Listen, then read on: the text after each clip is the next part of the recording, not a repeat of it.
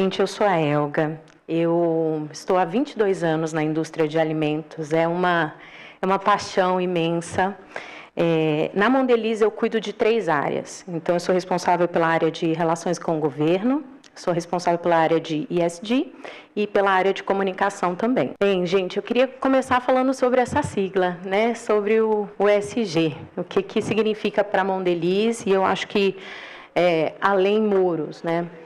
O E para a Mondelez, ele está embasado em 3 pilares. Então, no sourcing sustentável de ingredientes, e aqui a gente está falando de alguns ingredientes principais, alguns, como vocês devem imaginar, são mais do que prioritários para a gente, como o cacau, mas a gente também tem o óleo de palma, a gente tem o trigo, e tem todo um trabalho que a gente vai comentar um pouquinho mais, muito em parceria com compras do desenvolvimento sustentável dessa cadeia aqui no Brasil. A gente tem também a parte de clima, da nossa pegada de carbono, e, por fim, as nossas embalagens, né? A gente trata com embalagens, às vezes, muito pequenas. Então, para a parte de embalagem, nós temos 3 grandes focos. Então, como é que a gente torna 100% das nossas embalagens recicláveis? Como é que a gente diminui o conteúdo de plástico virgem nas nossas embalagens? E a gente tem todo um desafio regulatório, que a gente vai falar um pouquinho, que também toca muito a área de compras, né? Essa regulação do risco, ou seja, o crescimento da regulação do risco, trazendo para vocês restrições de tipos de materiais que a gente pode adquirir, ou de especificações que o próprio governo impõe para a gente. E a gente também tem um último pilar, que é o pilar que a gente fala de sistemas melhorados. Então, como é que a gente trabalha com outras empresas? Como é que a gente verticaliza esse trabalho desde os nossos fornecedores de materiais para que a gente possa ter o sistema de economia circular melhorado no nosso país? Então, esse é o nosso olhar do E. Quando a gente vai para o S, a gente tem um outro elemento que é fundamental no nosso trabalho, que é a parte de direitos humanos e que também toca muito a parte de compras. Como é que a gente trabalha com os fornecedores? Como é que a gente tem esse dever de vigilância em relação ao que a gente compra, não só do atendimento aos direitos humanos, mas da condição de trabalho daquelas pessoas dentro dos nossos fornecedores. A gente tem também uma responsabilidade em relação ao bem-estar das pessoas. Como vocês sabem, e vocês espero que todos já tenham provado, mas nós estamos num segmento de indulgência. Então, nós estamos num segmento de snacks. Trabalhar bastante com o consumo responsável, com o consumo ponderado desse tipo de produto. Comunicar isso para o consumidor é também uma responsabilidade, está aqui no pilar do S. Quando a gente vai para a diversidade e inclusão, também a gente trabalha muito com compras, quando a gente fala de trazer critérios para priorizar fornecedores ou seja, empresas lideradas por grupos historicamente minorizados. Então, a gente tem metas também de investimento nessas empresas aqui dentro da Mondelez. Quando a gente vai para o G é geralmente o mais difícil de explicar, né? As pessoas falam super do E, falam muito do S, mas o G tem tudo a ver com divulgação pública do que a gente está fazendo, né? Então, e divulgação com substância, né? Então, tem muitas empresas, tem relatórios, né, de sustentabilidade, 100, 200 páginas, mas quando a gente vai mergulhar, qual é o impacto? Né? Então, a gente ter governança, tom no topo, e algo que a gente vem falando muito dentro da Mondelez, não se trata mais de um plano de ESG. Né? Um plano de ESG não é mais suficiente, a gente precisa de um mindset ESG.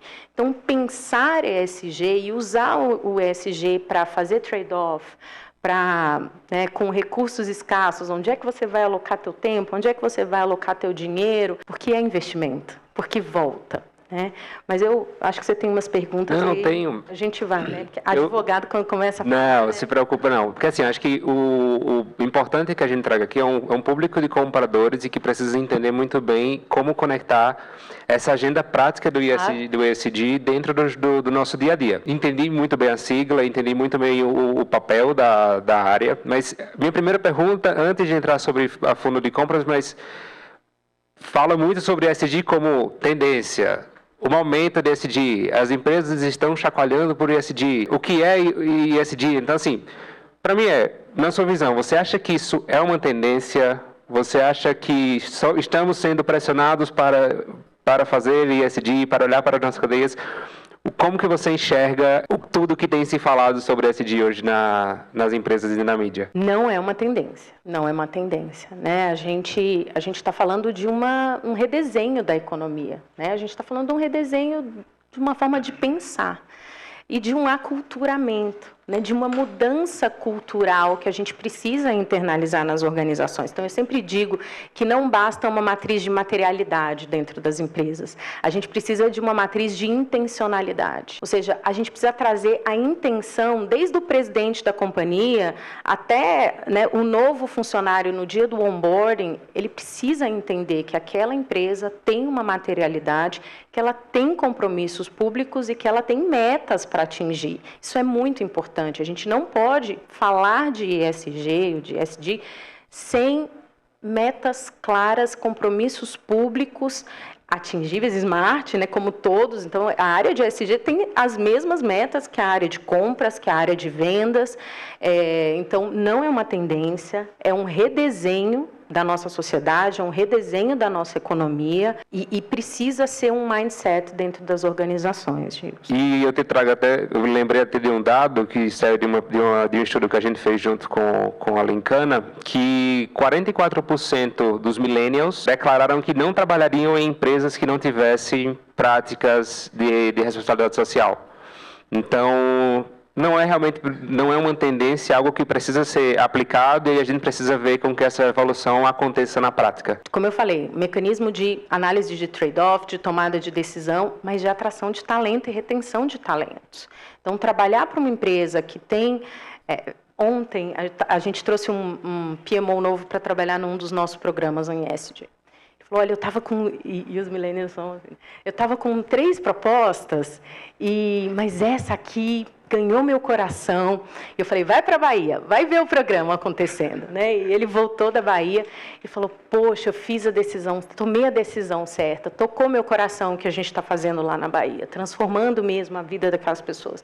Então, eu acho que esse é um elemento, sem dúvida, de atração e de retenção de talento. Não, perfeito. E aí eu te trago um pouco a provocação para dentro da área de compras. Como que você enxerga a influência de ESG na conexão junto com o comprador para trazer tendência de mercado, antecipação no que pode acontecer em mercados futuros, o que o governo está articulando para que os compradores comecem... Como que você enxerga essa conexão? A gente pode ir por um caminho mais óbvio, que é o da regulação do risco, né? Então, hoje a gente sabe que esse risco de não ser ESG, ele vai ser cada vez mais regulado. Então, as punições vão acontecer, as restrições vão acontecer. E aí a gente vai falar como é esse caminho de interação.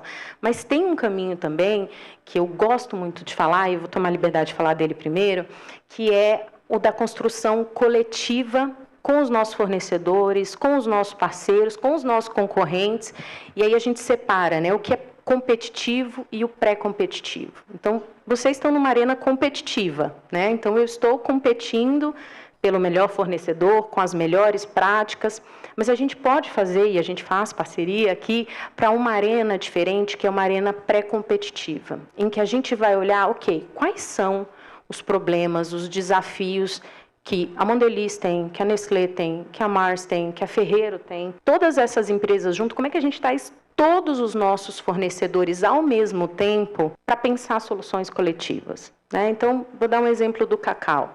Cacau é uma cadeia muito desafiadora, é uma cadeia que sofreu com uma praga.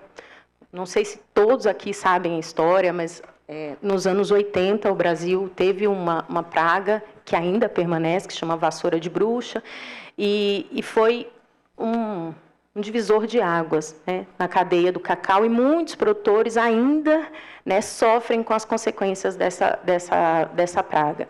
E a gente precisa trabalhar produtividade, a gente precisa trabalhar resiliência, rejuvenescimento dessas lavouras, investimento em tecnologia, em novos clones. Há 6 anos atrás, todas essas empresas se reuniram, chamaram as áreas de compras e falaram, a gente precisa trazer todos os nossos fornecedores, colocar todo mundo na mesma sala, porque esse não é mais um problema só da Mondelez, esse não é mais um problema só da Nestlé, esse não é mais um problema só da Mars. E a gente conseguiu criar aqui no Brasil uma iniciativa que se chama Cocoa Action.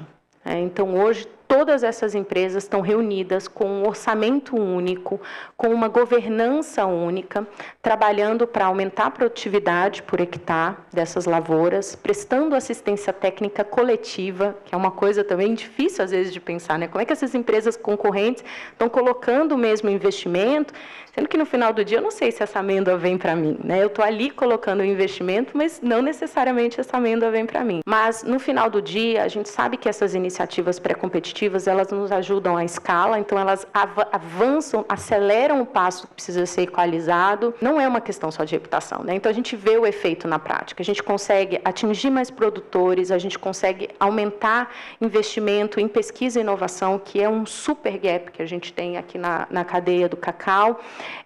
E a gente consegue fazer pesquisa, que é uma outra coisa, dados, né? Para a gente trabalhar isso, a gente precisa de dados. E quando a gente fala do cacau, a gente não tinha pesquisas aqui. Então, essas empresas se uniram para falar, tudo bem, quais são as dores desses produtores? Por que eles não conseguem acessar crédito? Onde estão os principais problemas de ordenamento territorial, de regularização de terras? Então, eu acho que cada vez mais trabalharmos conjuntamente para não enfrentarmos esses problemas, né, generalizados, sozinhos, mas trabalhando de uma forma coletiva, eu acho que é uma superação que a gente pode fazer juntos.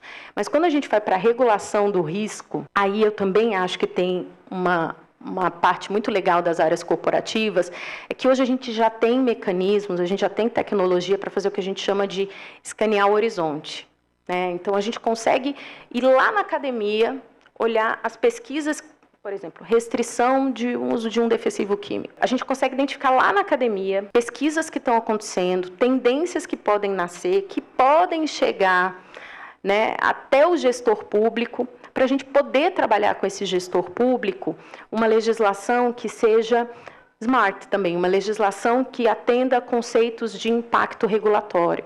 Então, aqui no Brasil, cada vez... Ainda estamos no estágio inicial, mas a gente já consegue ver algumas legislações, e uma mais recente foi a de rótulo de alimentos. Agora vocês vão começar a ver uma rotulagem frontal em todos os alimentos. Ela está falando, já vi, né? Foram 5 anos de trabalho. Mas o governo, a iniciativa privada, o terceiro setor, sentando juntos para analisar o impacto da regulação. Então, esse trabalho de antecipar o que pode acontecer, de fazer esse escaneamento do horizonte, fazer essa análise de probabilidade, cenário político, olha, isso aqui pode acelerar aqui no Brasil. Sentar com o governo dentro de processos previsíveis, como esse de análise de impacto regulatório, eu acho que nos dão tempo. Né? A resiliência também ela precisa de um tempo. A gente passou por uma pandemia em que a gente não teve tempo, né? A gente teve que fazer uma resiliência ali de pouquíssimo tempo, mas ela nos dá um tempo para a gente acomodar os nossos fornecedores, para a gente acomodar o nosso sistema de compras, né? Então, quando a gente fala de rotulagem, em outros países, o prazo de adaptação, ou seja, para a troca de rótulos, a gente teve países em que a troca de rótulos precisou ser feita em 6 meses. Que dentro de um Brasil é inconcebível. Então, na nossa conversa com a Anvisa, por exemplo, nós trouxemos para ele, olha, esse é o tamanho do parque gráfico que a gente tem no Brasil. Se todo mundo fosse trocar o rótulo, como que ia ser o aumento do preço dessa matéria-prima para a gente? O que isso impactaria dentro das empresas? E aqui no Brasil a gente teve 3 anos para fazer essa adaptação dos rótulos, né? Ainda tem mais o ano que vem. Então, eu acho que essa é a parceria, e esses dados vêm de compras, né? Então, a gente usa muito a área de compras como essa fonte de dados para que a gente possa levar a melhor informação para o tomador de decisão. E aí, essa informação, quando a gente vem de legislações que vão acontecer, é capturado pela área de governança corporativa, volta para a área de compras, a gente consegue analisar todos esses cenários, impactos que tem na nossa cadeia, e a gente consegue se conectar com vocês para poder articular, ganhar tempo e preparar toda a mudança de uma cadeia super possível. Mas uma provocação que eu faço também para o time de compras existem legislações que estão na Europa, nos Estados Unidos, que ainda não estão aplicadas para o Brasil, mas que são super positivas se fossem aplicadas no nosso país. Então, quanto que nós, compradores, também conseguiríamos provocar uma área de ESG, de governança corporativa, para que eles pudessem também começar um processo de articulação? Eu acho que né, tem a história do lobista, né? E muita gente acha que o trabalho do profissional de relações governamentais é ou obstacularizar ou evitar que as legislações aconteçam. Mas a gente tem um papel dentro da democracia que é muito importante. Né? As áreas corporativas, a gente trabalha pelo fortalecimento das instituições. E muitas vezes a gente tem essa obrigação de, olha, levar para o gestor público propostas. Né? Então, no nosso caso, a gente trabalha muito com a Anvisa. A Anvisa tem toda uma agenda regulatória, mas, dá um exemplo recente, a gente precisa trabalhar o conteúdo reciclável em contato com o alimento. Então, a gente já tem elementos internacionais que nos atestam que a gente poderia trazer para o Brasil essa autorização para usar mais elementos recicláveis nas nossas embalagens para a gente diminuir o impacto. Então, a gente pode fazer isso diretamente, então, Mondelez sentando com o governo, trazendo compras, e eu sempre reforço, né?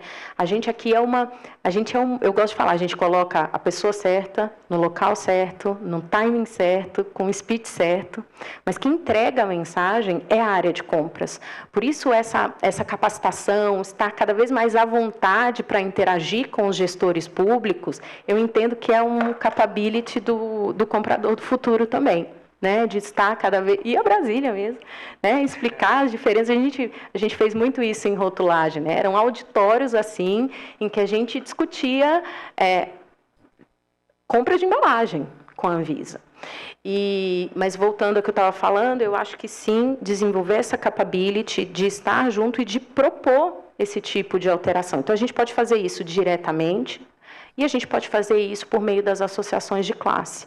Algumas associações já começam a ter discussões de logística, de fornecimento, então já começam a ter comitês estruturados para isso, mas essa interlocução pública com gestores, eu acho que é um caminho, para mim, sem volta, viu? Não, para mim também, eu acho que isso é super positivo e por isso que eu queria trazer também essa provocação, porque nós que estamos em contato direto com a cadeia, nós entendemos e queremos trazer melhorias para o nosso processo, essa conexão aqui é fundamental.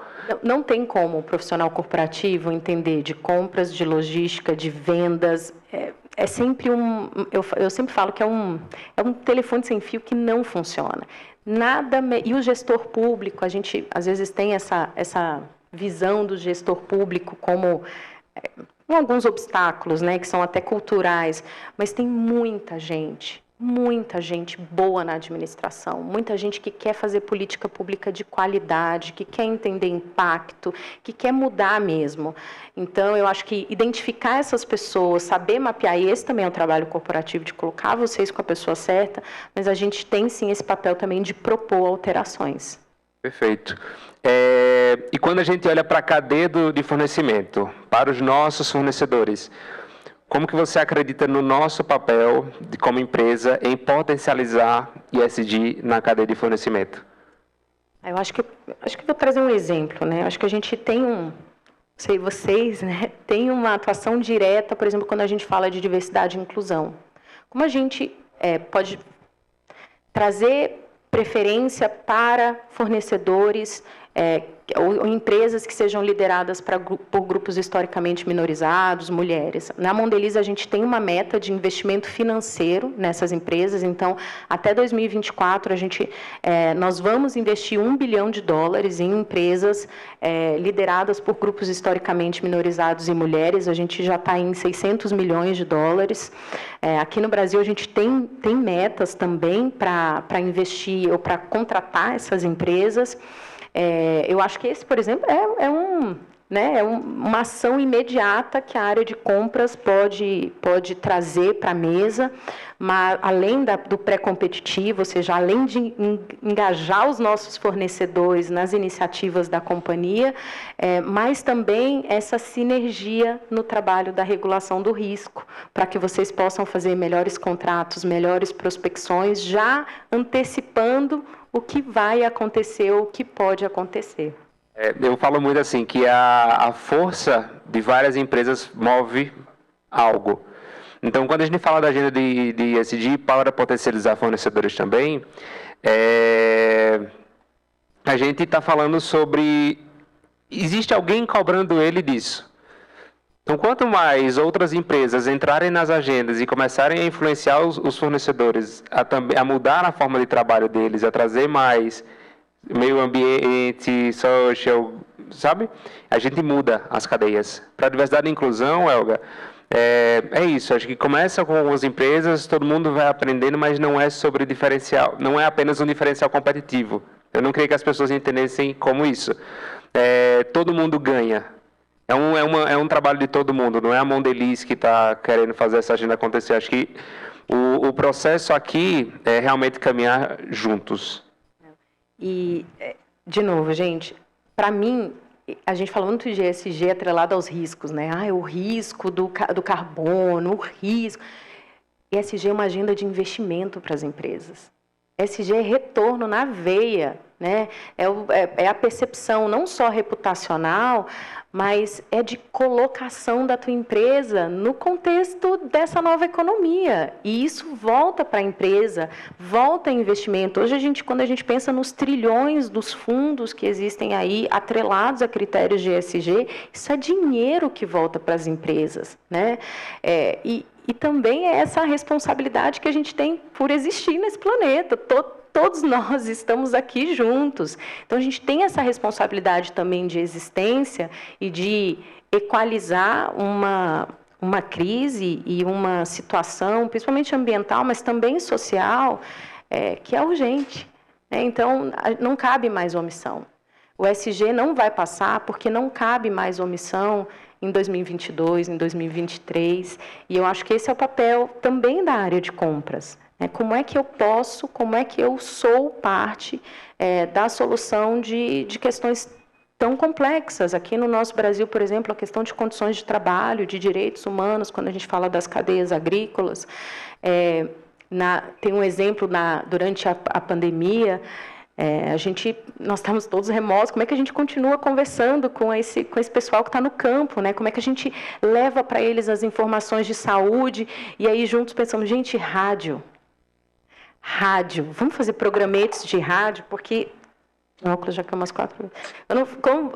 Como que a gente... Vamos fazer programetes de rádio, porque o rádio chega, né, nessas comunidades, e isso foi um trabalho muito, muito conjunto, nós com os nossos fornecedores, pensando junto em como solucionar uma questão que estava muito além, né, do problema ou de uma questão da Mondelez. Então, eu acho que sim, trazer os nossos fornecedores, engajar os nossos fornecedores, treinar as pessoas dentro das nossas empresas para que elas possam, eu acho que não só perceber, mas internalizar o papel que elas têm nessa nova economia.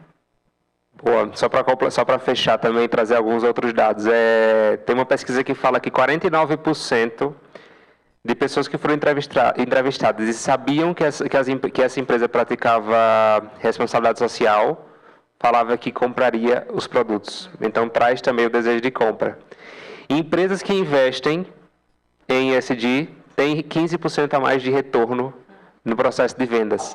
Então, é como você fala, não é um processo, é investimento também que traz um retorno e que você começa a mudar socioeconômico de todo o contexto que você está inserido. Eu acho que sim, eu acho que tem um valor adicionado, mas quando a gente está... Aqui a gente está falando, né, por exemplo, a Mondelez, a gente está falando de um consumo mesmo, em que o preço tem um papel muito importante. Então, esse não pode ser o único referencial.